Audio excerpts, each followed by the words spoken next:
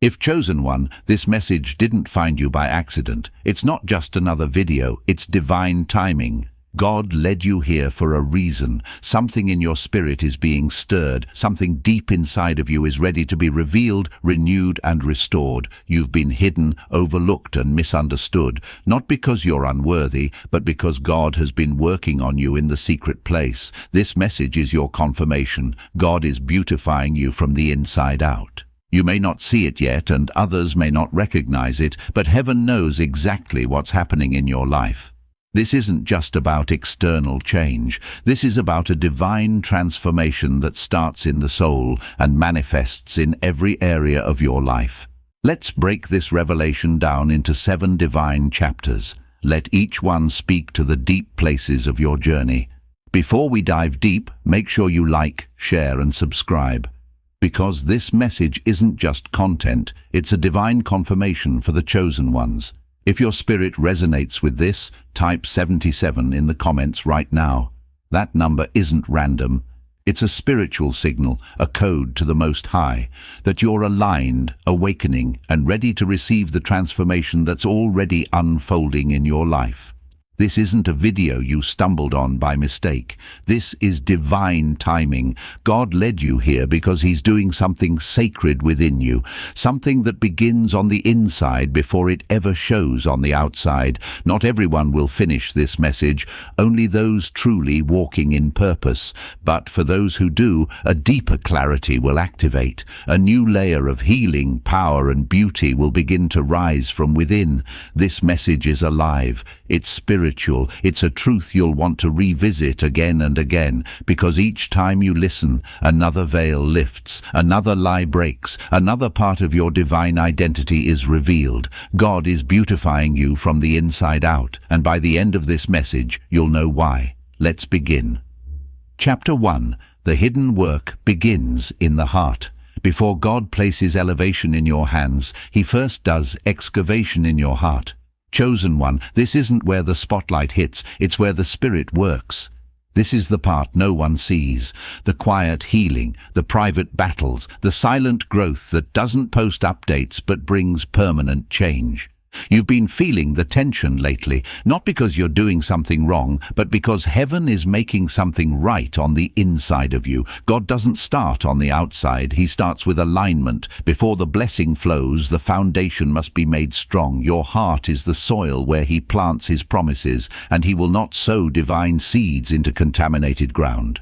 So what does He do? He begins by pulling up the weeds, the unseen roots of fear, the quiet patterns of pride, the subtle whispers of bitterness and rejection, the trauma that you thought you buried but still shaped your beliefs. He uproots what doesn't belong, not to punish you but to prepare you, not to break you down but to build you up correctly. Sometimes that looks like isolation, like people walking away, like doors closing, like old emotions resurfacing.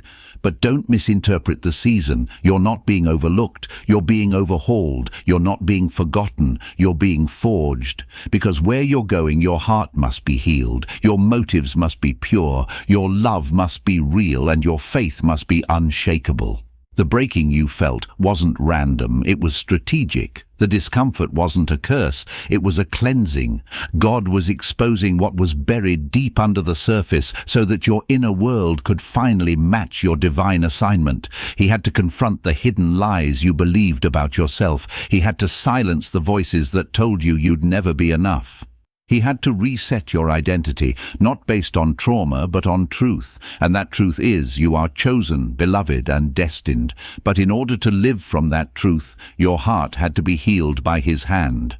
Chosen one, beauty doesn't begin with applause. It begins with alignment. It begins in the sacred space of surrender, where you allow God to touch the parts of you no one else sees. This is where legacy is birthed. This is where anointing is solidified. This is where heaven begins to trust you, not just because of your gift, but because of your character. And right now, God is finishing the hidden work. He's cleansing, healing, and softening your heart, not for who you were, but for who you're becoming. Because the weight of what He's about to release requires purity, peace, and power from within. Let Him finish what He started in you, because when your heart is right, your destiny will flow without delay.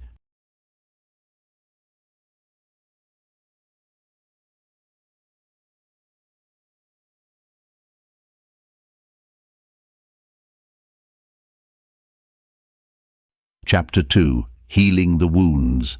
They can't see, chosen one. They saw your posture but not your pain. They admired your strength but overlooked your scars. They applauded your resilience without realizing how much it cost you just to smile through the ache. But God saw everything. He saw the places inside of you that you kept hidden, even from yourself. The quiet wounds no one acknowledged, the emotional bruises you learned to dress up, the trauma you normalized, the abandonment you never voiced, the childhood pain that still echoed in your adult decisions, the grief you carried in silence because the world told you to be strong and because he loves you too much to let you carry brokenness into your breakthrough. He intervened, not by rushing you into the spotlight, but by leading you into healing. That's why things slowed down. That's why the connections dried up. That's why certain people rejected you, opportunities fell through, and doors that looked perfect refused to open. It wasn't a delay, it was divine protection, because unhealed pain becomes a pattern, and patterns become prisons, and God never intended for your future to be built on foundations still bleeding from the past. So he did what only a loving father would do. He set you apart to restore you. He whispered truth to silence the lies. He held space for your healing in a world that tried to rush your recovery. He separated you, not to punish, but to preserve. He needed you to see what was living underneath the surface of your strength, the invisible wounds, the inner critic that told you you weren't enough, the shame you picked up in childhood, the abandonment issues that disguised themselves as people-pleasing, the fear of rejection that made you shrink, the false humility that kept you playing small. Chosen one, God is not trying to fix you. He's trying to free you. He's not just after behavior modification. He's after soul transformation. And soul transformation takes time. It takes space. It takes spiritual surgery that can only be done in the quiet places, away from the noise and the pressure and the need to perform. That's why this season felt so lonely, so still, so uncertain, because heaven was performing an internal renovation. And let's be honest, you got tired of being strong, tired of carrying silent battles, tired of showing up for everyone else while no one showed up for you. But here's the truth. God was showing up the entire time, not always with fireworks, but with whispers, not always with miracles, but with mercy, mercy that reached into the depths of your soul and said, you don't have to keep pretending, you don't have to keep performing, you don't have to keep bleeding silently. You are safe here, you are seen here, you are loved here. Because wholeness isn't found in hiding the wound, it's found in inviting God into it. And now he's restoring you, not by erasing your past, but by rewriting your story with his hand of grace. The same wound that once weakened you is becoming the well from which you draw your wisdom. The tears you cried are watering the soil of your future. The nights you wept alone were nights when heaven was working on your soul.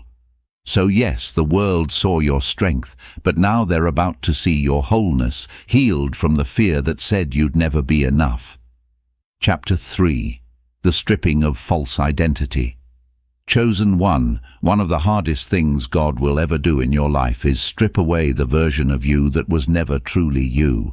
The version that was created not from purpose, but from pain, the one that was shaped by survival, not surrender, the one that formed when you were just trying to get through, trying to be accepted, trying to feel safe. See, that version of you had a story behind it. The part of you that stayed quiet wasn't weak, it was just tired of being ignored. The part of you that became a perfectionist didn't crave excellence, it feared rejection. The part of you that constantly gave, even when you were empty, didn't want applause. It just wanted to be loved.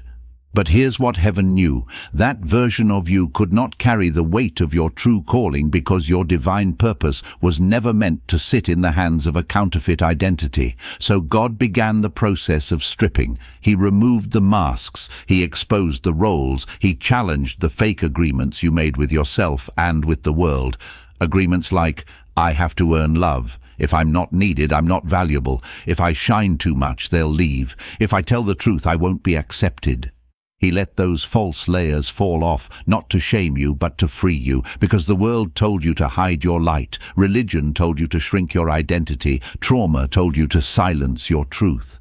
But God whispered, I'm calling you back to the original version of you, the one I handcrafted before the pain, before the performance, before the pretending. And yes, it hurt.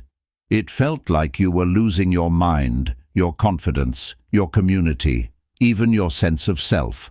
But you weren't losing yourself. You were losing the false self, the you that was built in reaction to brokenness. And in its place, the real you is rising. The one who doesn't apologize for her power. The one who doesn't need permission to be bold. The one who doesn't perform to be chosen, because you already are chosen. This is the divine reset, the holy unlearning, the sacred unveiling of the person God always saw when he looked at you, even when you couldn't see it yourself. The stripping was never to punish you. It was to reveal you. Because God is not interested in blessing a false version of you. He's too loving for that. He blesses the real you, the healed you, the whole you, the you that knows her identity is not in people, possessions, or performance, but in Him. So don't mourn the layers that had to fall away. Don't grieve the masks that no longer fit. Don't chase the roles that no longer serve your spirit. You are not who trauma tried to make you. You are not who rejection tried to label you. You are not who fear trained you to be. You are who God says you are. And right now, He is beautifying you, not with the things this world celebrates, but with truth, clarity, wholeness, and bold identity in Christ. This is the unveiling. This is the emergence. This is the season where your inner and outer reality come into full alignment, where your presence carries peace because you're no longer pretending, where your voice carries power because it's no longer filtered through fear. Chapter 4. The Glow That Can't Be Fabricated. Chosen one, there is a light rising from within you that no man can give and no darkness can dim. It's not cosmetic. It's not curated. It's not the kind of glow that can be captured in a selfie or manufactured in a mirror. This is a spiritual radiance, a holy illumination, a divine glow that comes from walking through the fire, surviving the storm, and staying close to the presence of God. This glow wasn't instant. It was formed in the quiet, in the pressing, in the secret place. It came from surrendering what you couldn't control. It came from healing wounds no one could see. It came from worshipping even when your world was falling apart. And now something has shifted. People can sense it, even if they can't explain it. You walk into rooms and the atmosphere changes, not because of what you wear, but because of what you carry. That's the glow of transformation. That's the mark of someone who's been with God. See, real beauty isn't external, it's eternal. It's the peace on your face when chaos surrounds you. It's the softness in your spirit when you've been through war but refused to become hardened. It's the confidence in your voice that comes from knowing your worth isn't tied to applause. It's the calm in your eyes that says, I trust Him. Even here, the world teaches you to glow up by adding more looks, more status, more things. But heaven's glow up looks different. It happens when God begins to subtract ego, fear, comparison, insecurity. He strips away everything false so that His light can shine through everything true. And now you're becoming a living reflection of that light. You don't have to try to impress. You don't have to force your presence. You don't have to chase attention. Because when God beautifies you, favor will find you. When His light is on you, doors will open that no man can shut. When His presence rests on your life, you won't need a platform to be powerful. Your presence will carry weight. This is the glow that can't be faked. It's the afterglow of deliverance. It's the radiance of identity. It's the shine of someone who's been broken, healed, and rebuilt by grace. So don't be surprised when people look at you differently. They won't know the cost of that glow. But you will. It came from your wilderness. It came from your prayer closet. It came from saying yes to God when everything in your life said give up. And here you are now, glowing with glory, not to be idolized, but to be a sign that God still transforms from the inside out, a sign that pain doesn't cancel purpose, a sign that those who stay surrendered will eventually shine, not with ego, but with essence. So keep glowing, chosen one, not from filters, not from fame, but from faith. The real glow is spiritual, the real glow is sacred, and it's all over you. Chapter 5. Elevation follows inner transformation. Chosen one, before God takes you higher, He takes you deeper. Before He gives you the spotlight, He works in the shadows. Because He cares, so instead of rushing you ahead, He pulled you within. He placed you in a divine pause. He sat you down in a spiritual classroom, not to delay you, but to develop you.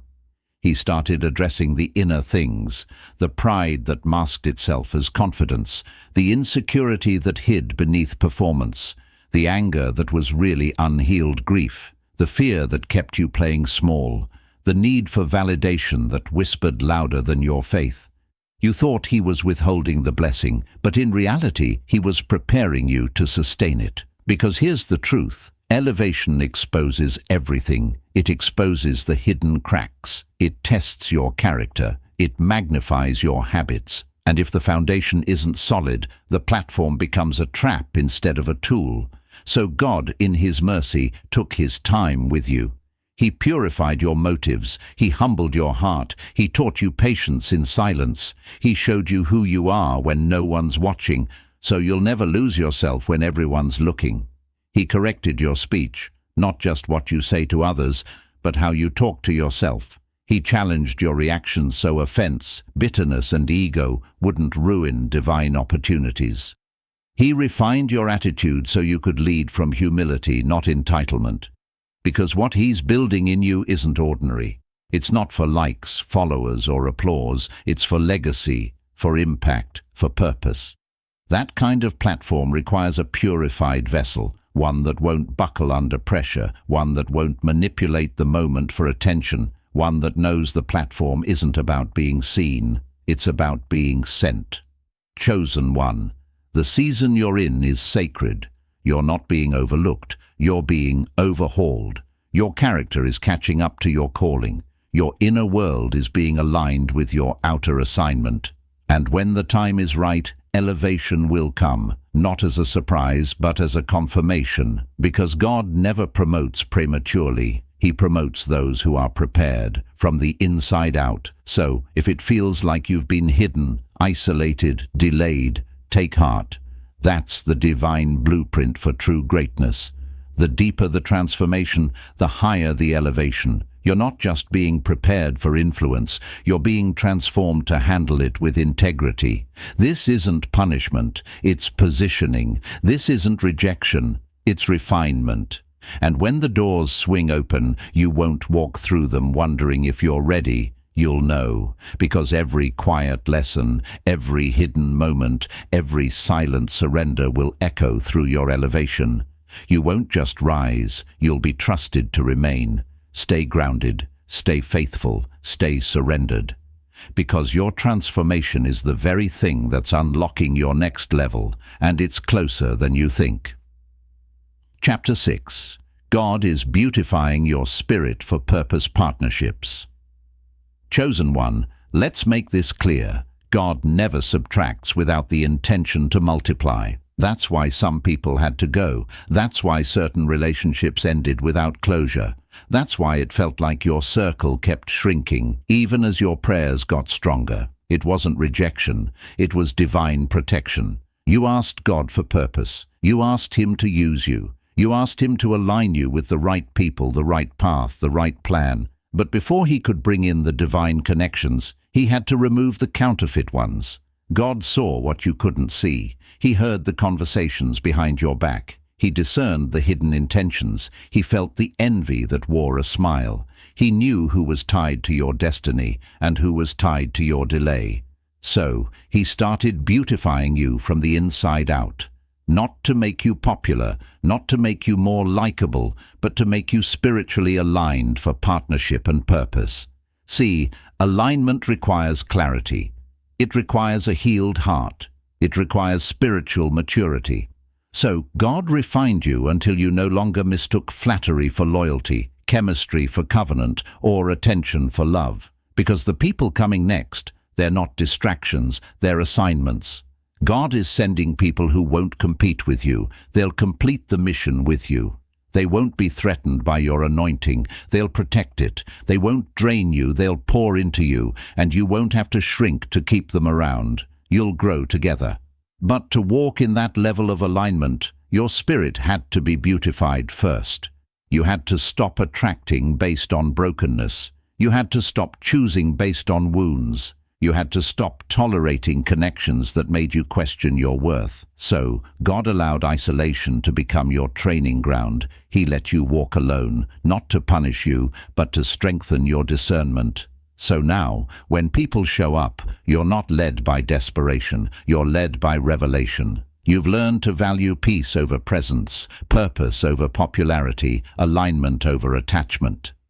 Chosen one, your glow is not just physical, it's spiritual, and that glow is drawing the right people into your orbit. People who see your soul, not just your surface. People who don't just take from your table, they bring something to it. You're not entering a season of partnerships based on potential. You're stepping into divine collaborations rooted in purpose, kingdom spouses, kingdom friendships, kingdom teams. The kind of people that sharpen your spirit and multiply your mission.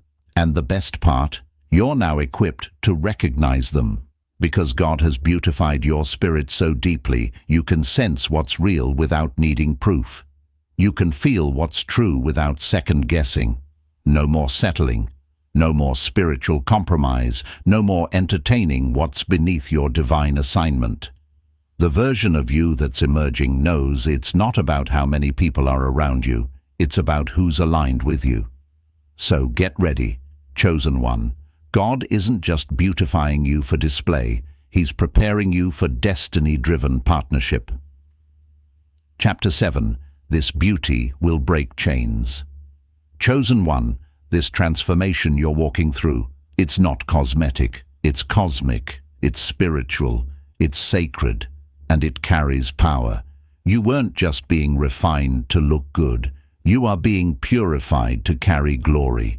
Because real beauty in the kingdom isn't just about what you wear on the outside, it's about what you release from the inside. This beauty, it will break chains, it will shift atmospheres, it will set people free, not because of your style, your glow, or your confidence alone, but because the presence of God radiates through you.